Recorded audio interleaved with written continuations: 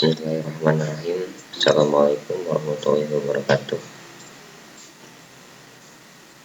Kembali lagi bersama saya. Sudah lama tidak membuat ataupun mengupload tutorial. Di sini saya akan menjelaskan tentang siklus Rankine. Nah, sebelum kita ke siklus Rankine, kita pemanasan dulu.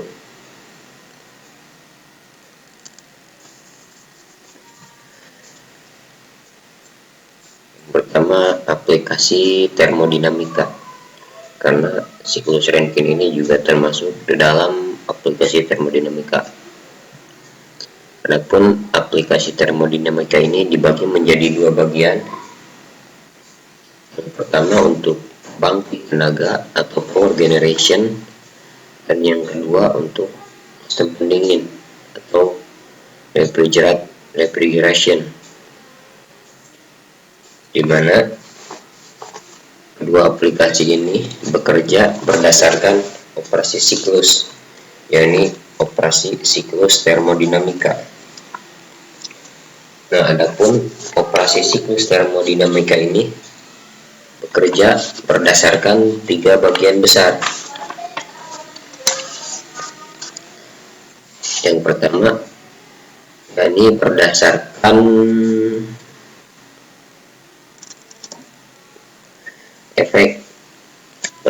efek ataupun sebab akibat dari adanya operasi siklus termodinamika ini, yakni siklus tenaga atau power cycle, di mana outputnya menghasilkan tenaga ataupun efeknya menghasilkan tenaga.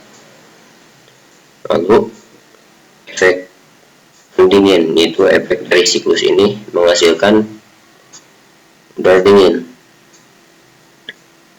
atau refrigerant cycle.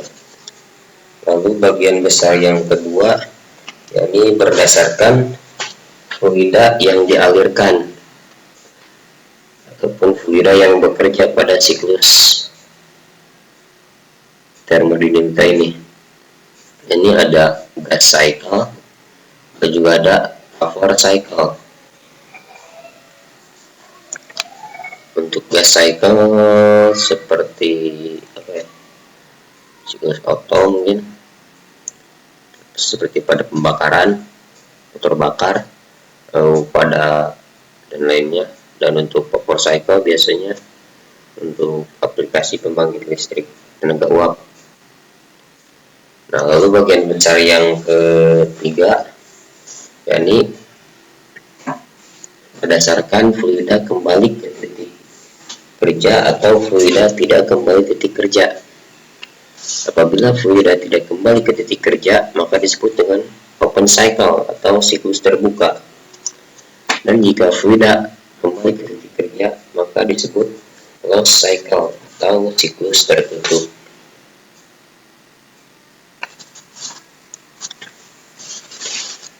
Nah, selanjutnya, aplikasi ini biasanya diterapkan pada engine atau motor bakar, yang mana motor bakar ini dibagi menjadi dua, yakni ada internal combustion engine atau sistem pembakaran dalam, atau ada external combustion engine atau mesin pembakaran luar. Adapun aplikasi untuk internal combustion engine ini biasanya seperti pada motor bakar bensin atau motor bakar diesel. Nah, untuk external combustion engine ini misalkan pada PLTU atau kereta uap. Nah, untuk PLTU, untuk pemanasannya biasanya seperti pembangkit listrik tenaga nuklir, pembangkit listrik tenaga panas bumi, dan lain sebagainya. Nah, itu dia. Lalu kemudian kita lanjut ke Rankine cycle. Ini Rankine cycle merupakan siklus termodinamika yang mengubah energi panas menjadi energi kerja atau power generation, di mana panas disuplai secara eksternal atau external combustion engine pada aliran tertutup atau closed cycle. Jadi pada siklus Rankine ini fluida kembali ke titik kerja. yang biasanya menggunakan air sebagai fluida yang bergerak, atau vapor cycle, uap basah. Siklus ini dinamakan untuk menghormati atau mengenang ilmuwan Skotlandia bernama William John Macron Rankine. Nah, berbicara tentang siklus Rankine ataupun berbicara tentang siklus, otomatis ada yang namanya siklus ideal atau siklus yang mana tidak ada rugi-rugi dalam siklus ini. Lalu ada juga siklus aktual. Nah, untuk siklus idealnya pada siklus Rankine ini seperti kita lihat, komponennya itu terdiri dari pompa, boiler, superheater, turbin, dan kondensor. Di sini misalkan titik kerja kita pada titik 3, fluida pada titik 3 akan dipompakan oleh pompa hingga ada daya yang masuk atau wave pompa, lalu disirkulasikan ke boiler sehingga akan terjadi perubahan suhu dan juga yang secara drastis. Lalu di boiler ini akan dimasukkan kalor, akan ditambahkan kalor dari pembangkit dari pembakaran luar tadi, apakah dari energi nuklir ataupun dari panas bumi. Jadi yang masuknya adalah kalor. Sama juga pada superheater supaya menjadi panas lanjut. Nah, dari superheater ini maka akan dialirkan ke turbin sehingga uap bertekanan tadi, uap kering yang bertekanan tadi akan bertumbukan dengan sudut-sudut turbin sehingga adanya W yang keluar atau daya yang keluar. Nah, daya ini digunakan untuk menggerakkan generator sehingga nantinya akan menghasilkan listrik. Seperti itu. Dikarenakan tadi adanya tumbukan dari uap kering terhadap sudut-sudut turbin sehingga akan terjadi penurunan tekanan, jadi penurunan suhu, sehingga sebagian uap tadi akan menjadi uap basah, sebagian kering, sebagian juga basah. Nah, sehingga menjadi uap basah. Nah, uap basah tersebut akan didinginkan ke kondensor oleh kondensor sehingga ada panas keluar dari sini, dari kondensor ini. Nah, selanjutnya disirkulasikan lagi ke poin 3. Kemudian di poin 3 ini menjadi air kembali, lalu disirkulasikan lagi oleh pompa. Nah, ini yang dinamakan dengan siklus Rankine ideal.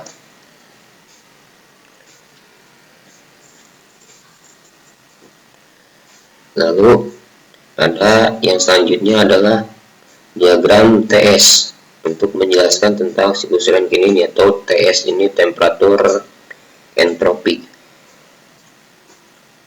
Diagramnya seperti ini.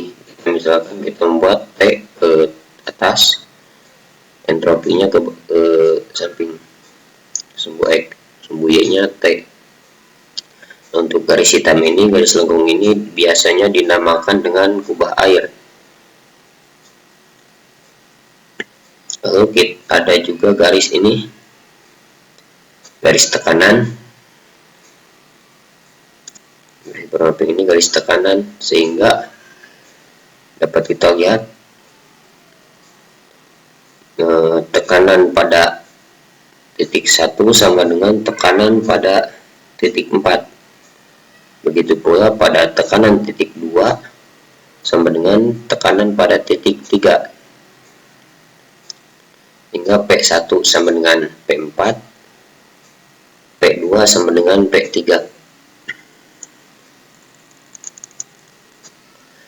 Nah, untuk kerjanya misalkan seperti tadi, awal kerja kita pada titik 1 sehingga akan terjadi kenaikan temperatur yang drastis dikarenakan adanya tekanan pompa atau daya pompa, sehingga terjadi kenaikan temperatur. Nah, di sini setelah beberapa waktu akan dialirkan Qin atau panas masuk, kalor yang masuk, yang mana dari pembakaran tadi, pembakaran luar. Nah, pada superheater akan diteruskan ke titik 3 dengan penambahan entropi dari In ke titik 3 ini, entropinya bertambah. Nah, dari titik 3 ke poin 4 akan terjadi penurunan suhu secara drastis dikarenakan adanya daya keluaran turbin seperti yang tadi dikatakan, karena adanya tumbukan dari uap kering ini ke sudut-sudut turbin, sehingga akan menjadi suhunya akan menjadi turun. Dari titik 4 ini uap kering, uap basah akan dialirkan ke iot, yakni pada kondensor, sehingga suhunya akan kembali menjadi air. Nah, antara titik 1 ke titik 2 ini disebut dengan isentropik, terjadi karena adanya tekanan pompa, sehingga S1 sama dengan S2 dan S3 sama dengan S4. Entropi titik 1 sama dengan entropi titik 2 dan entropi titik 3 sama dengan entropi titik 4.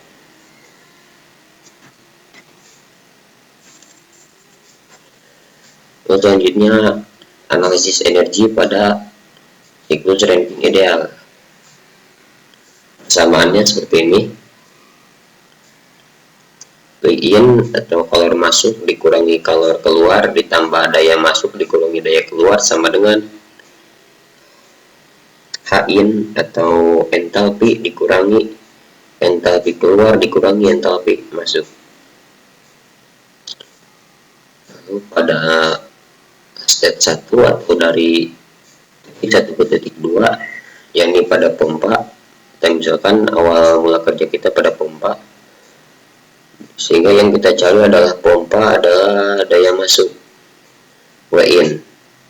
Berarti Q-in kita coret, Q-out kita coret, W-out kita coret, sehingga W-in sama dengan H-out dikurangi H-in, sehingga W-in sama dengan H2 dikurangi H1, dikarenakan H2 ini output dari daya, H1 ini input dari daya. W-in sama dengan H2 dikurangi H1. Begitupun pada step 2. Pada step 2 ini yang kita cari adalah pada boiler, sehingga pada boiler ini ada kalor masuk. Nah, untuk menjadi kalor masuk berarti Q-out kita coret, W-in kita coret, W-out juga kita coret, sehingga Q-in sama dengan H-out dikurangi H-in, sehingga pada boiler ini Q-in sama dengan H3 dikurangi H2. Terus selanjutnya analisa energi pada turbin pada step 3, dimana pada turbin ini yang kita cari adalah W-out, sehingga Q-in kita coret atau 0, Q-out 0, W-in 0, dan W-out sama dengan H-out dikurangi H-in, sehingga persamaannya W-out sama dengan H3 kurangi H4. Pada step 4 atau dari titik 4 ke titik 1, yang mana pada kondensor ini terjadi penurunan suhu, sehingga Q-out yang kita cari dan Q-in 0, W-in 0, W-out juga 0, sehingga H-out sama dengan W, sehingga Q-out sama dengan H-out dikurangi H-in, sehingga persamaannya Q-out sama dengan H4 dikurangi H1. Nah, setelah data-data tadi setelah kita temukan baik dari daya pompa, daya turbin, kalor masuk pada boiler, dan kalor keluar pada kondensor, maka kita bisa menghitung efisiensi termal pada siklus Rankine ini, yang mana persamaannya yakni efisiensi termal sama dengan daya turbin dikurangi daya pompa dibagi kalor masuk pada boiler, sama itu berarti daya pompa sama dengan H3 dikurangi H4, daya turbin sama dengan H3 kurangi H4 dikurangi daya pompa, dimana daya pompa H2 dikurangi H1, dan Qin atau kalor masuk pada boiler sama dengan H3 dikurangi H2. Lalu kita ke contoh soal. Misalkan sebuah siklus Rankine ideal sederhana bekerja pada temperatur 400 derajat Celcius. Ya, bekerja pada temperatur 400 derajat Celcius dan tekanannya 40 bar. Ya, tekanannya 80 bar. Lalu tekanan kondensor 0,1 bar. Juga aliran massa uap yang masuk ke turbin yakni 100 kg per second. Dan yang ditanyakan, hitunglah kerja turbin atau WT, kerja pompa atau WP, kalor masuk atau Qin, kalor keluar atau Qout, dan efisiensi siklus atau efisiensi siklus Rankine. Dan daya yang dihasilkan turbin atau daya total dan juga daya bersih siklus. Silahkan dijawab.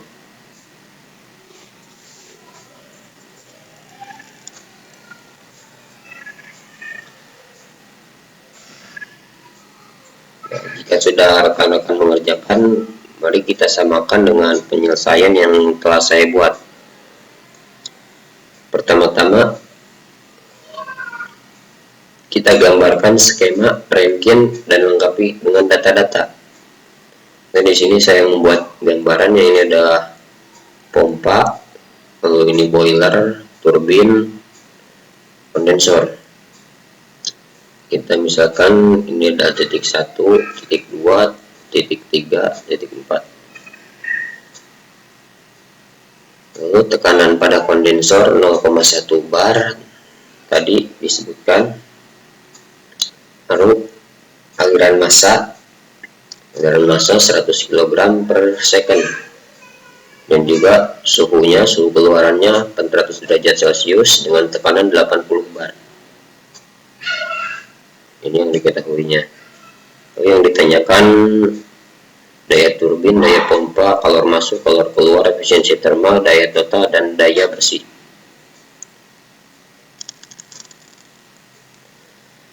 Lalu selanjutnya kita lengkapi kembali data-data dari tabel sifat uap panas lanjut.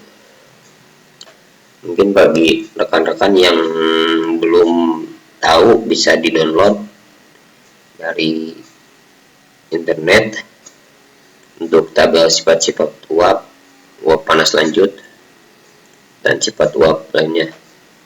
Nah, dari hasil yang saya dapatkan, untuk entalpi uap yang masuk ke turbin atau H3 yakni 3139,4 kJ per kilogram.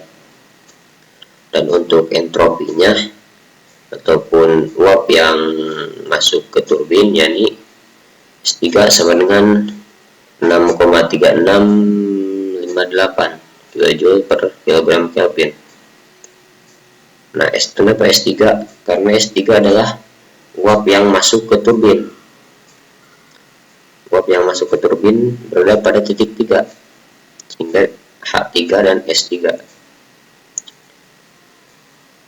Lalu di sini kita ketahui bahwa entropi keluaran turbin sama dengan entropi yang masuk ke turbin pada proses ideal, atau bisa disebut dengan isentropik, sehingga S3 sama dengan S4, dimana S3 tadi 6,3658, S4 juga sama, berarti 6,3658 kJ per kilogram Kelvin.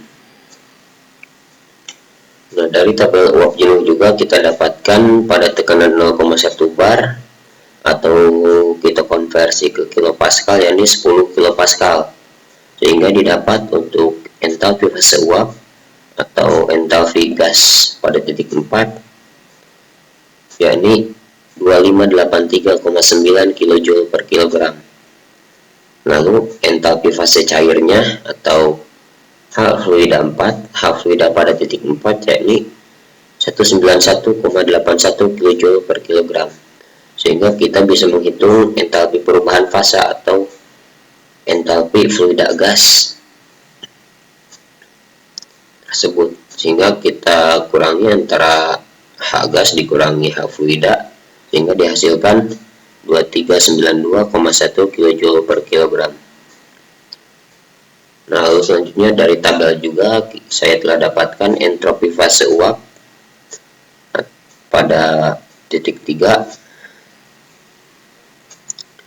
8,1488 kJ per kilogram Kelvin. Lalu entropi fasa cairnya atau entropi fluida pada titik 4 yakni 0,6492 kJ per kilogram Kelvin. Sehingga entropi perubahan fasanya atau entropi fluida gas pada titik 4 yakni kita kurangi yang ini dikurangi ini sehingga menghasilkan 7,4996 kJ per kilogram Kelvin. Nah, setelah kita dapatkan data ini, maka kita bisa menghitung fraksi atau kadar uap, di mana kadar uap sama dengan atau X sama dengan S4 dikurangi SF4 dibagi HFY4.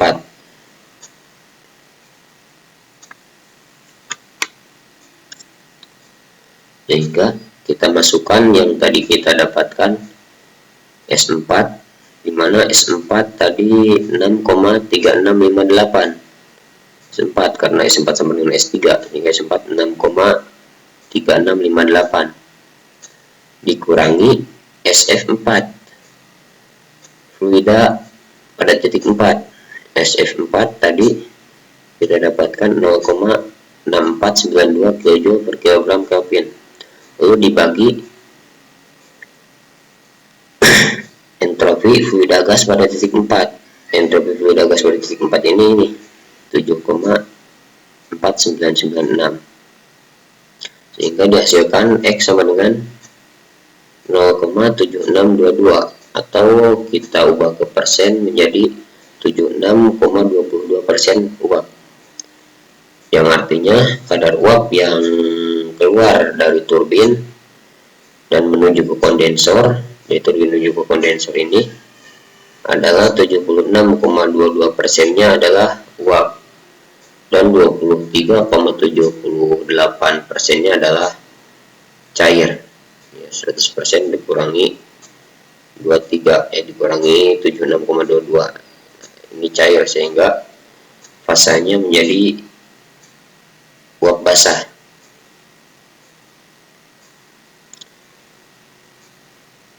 Lalu kadar uap yang terkandung di dalam 76,22% ini berapa gitu. Nah, di sini. Maka kadar uap yang terkandung dalam 76,22% uap dapat dihitung dengan persamaan X sama dengan H4 dikurangi HF4 dibagi HFG atau H fluida gas. Dimana telah kita ketahui tadi X-nya sama dengan 0,7622. Berarti sama dengan H4, karena H4 belum kita ketahui ataupun yang dicari, dikurangi H fluida pada titik 4. Dari tabel kita dapatkan tadi 191,81 dibagi H fluida gas. Jadi kita dapatkan juga tadi 2392,1 sehingga H4 sama dengan 0,7622 dikali 2392,1 ditambah 191,81 dan H pada titik 4 kita dapatkan 2015,07 kg per kilojoule per kilogram, seperti itu. Dan setelah semuanya kita ketahui, yang data-data yang kita butuhkan untuk mencari kerja turbin, daya turbin, dan lain-lain, maka kita bisa menghitungnya satu-satu. Yang pertama pada kerja turbin atau daya turbin. dimana persamaannya WT sama dengan H3 dikurangi H4. H3 kita dapatkan tadi 31,39,4 kurangi H4 2015,07, sehingga daya turbin sama dengan 1124,33 kJ per kilogram. Selanjutnya kita menghitung daya turbin. Untuk daya turbin ataupun P turbin sama dengan daya turbin sama dengan WT per kali M. WT kali M. WT kita dapatkan tadi 1124,33 dikali M, itu laju aliran massa fluid uap 100 kJ per kilogram, sehingga daya turbin sama dengan 1124,33 kJ per second, atau kita konversi ke watt sama dengan 1124,33 kilowatt, atau juga 112,344 megawatt. Ini daya turbin yang dihasilkan. Lalu kalori yang dibuang oleh kondensor, persamaannya tadi Pout sama dengan H4 dikurangi H1, dimana H4 ini entalpi masuk ke kondensor. Tadi kita ketahui entalpi masuk ke kondensor itu yakni 2016,07. Lalu juga H2 entalpi keluar dari kondensor. Kita ketahui juga tadi 191,81,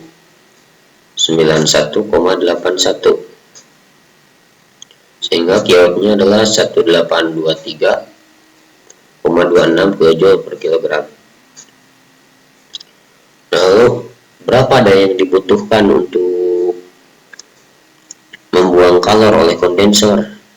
Nah, ini dapat kita hitung dengan P kondensor atau daya kondensor sama dengan Pout dikali laju aliran, dimana Pout ini 1823,26 dikali 100, sehingga hasilnya adalah 182,326 kilowatt atau 182,326 megawatt.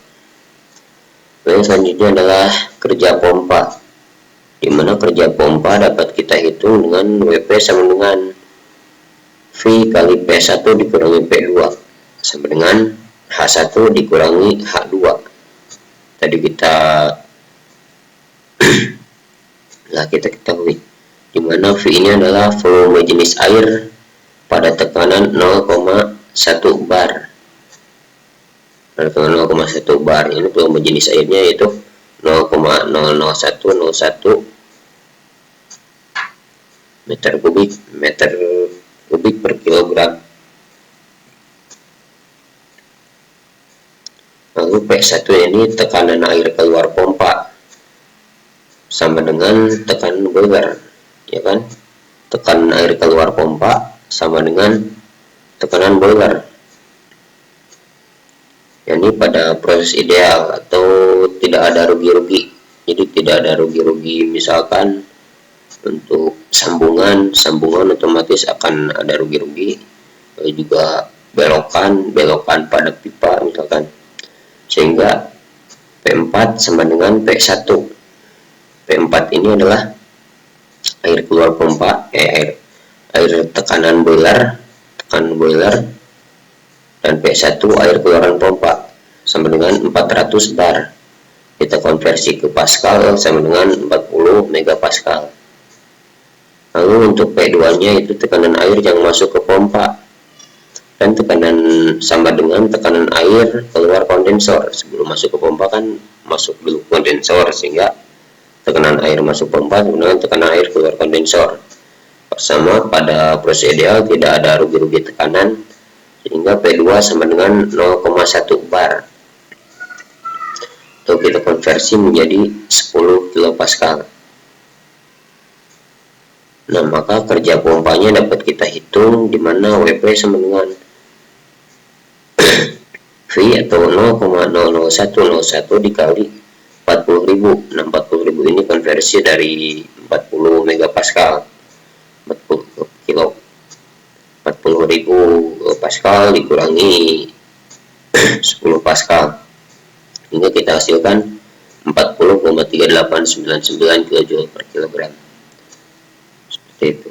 Nah, bila aliran massa air yang dipompa tadi 100 kg per second, maka daya yang diperlukan oleh pompa, yakni pompa sama dengan daya pompa dikali massa atau laju aliran massa, sehingga daya pompa sama dengan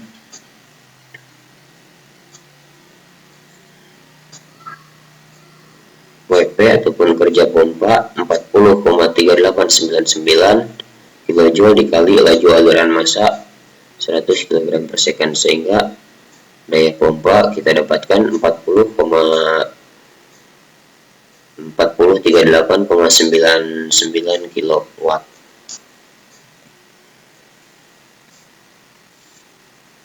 Nah, setelah itu didapatkan, kita juga dapat menghitung daya neto siklus. Benar, daya neto siklus, dimana daya neto siklus adalah daya turbin dikurangi daya pompa. Daya turbin tadi 112344 dikurangi daya pompa 4038,99, sehingga daya bersihnya yaitu 108.305,01 kW atau 108,305 MW. Dan kalori yang masuk ke sistem bersamaan Qin sama dengan H3 kurangi H4, di mana H3 adalah entalpi uap panas lanjut dari boiler. Tadi kita ketahui 3139,4 kJ per kilogram. Dan untuk H4-nya yaitu entalpi air keluar pompa yang besarnya sama dengan entalpi air yang masuk pompa, dan kemudian ditambah oleh kerja pompa, sehingga Qin sama dengan H3 ataupun panas dari boiler dikurangi HF4 ataupun entalpi air masuk pompa ditambah daya pompa, tambah kerja pompa, daya pompa, sehingga yang kita dapatkan 31,39,4 dikurangi 191,81 ditambah 40,3899. Kita turunkan, ini dikurangi ini hasilnya 232,1999, sehingga ini hasilnya 2900,2 kJ per kilogram. Lalu kita juga dapat menghitung daya yang dihasilkan oleh boiler, di mana daya yang dihasilkan oleh boiler ini atau P daya boiler sama dengan 2900 kJ Qin dikali laju aliran massa 2900,2 dikali 100 kJ per kilogram per second, sehingga hasilnya 2290,020 kW atau juga 290,02 MW. Lalu setelah semuanya terhitung, lalu yang menjadi hasil akhirnya yaitu kita harus menghitung efisiensi termodinamika siklus pada siklus energi ini, di mana efisiensi termalnya yakni daya turbin dikurangi daya pompa dibagi kalori yang masuk. Daya turbin tadi 1124,33 dikurangi daya pompa 40, kerja pompa 40,3899 dibagi kalori yang masuk 2900,2. Setelah dihitung-hitung, maka efisiensi termal yang kita hasilkan yakni dari siklus Rankine ideal ini yang contoh persamaan tadi, hasilnya adalah 0,3737, atau kita konversi ke persen, ubah ke persen, hasilnya adalah 37,37%. Lalu kesimpulannya, dari hasil perhitungan tadi dapat kita lihat bahwa hanya 37,37% dari daya yang diberikan ke dalam boiler yang dapat diubah menjadi energi mekanis oleh turbin, dan sisanya hilang atau dibuang ke alam melalui kondensor, dan juga ada sebagian kecil yang digunakan untuk menggerakkan pompa. Nah, ini terjadi pada siklus Rankine ideal, apalagi ditambah dengan rugi-rugi yang lainnya, otomatis efisiensi termalnya akan kurang dari 37%. Seperti itu. Nah, sekian dari saya, mohon maaf apabila kurang jelas mungkin bisa ditanyakan pada kolom komentar. Sekian dari saya, wassalamualaikum.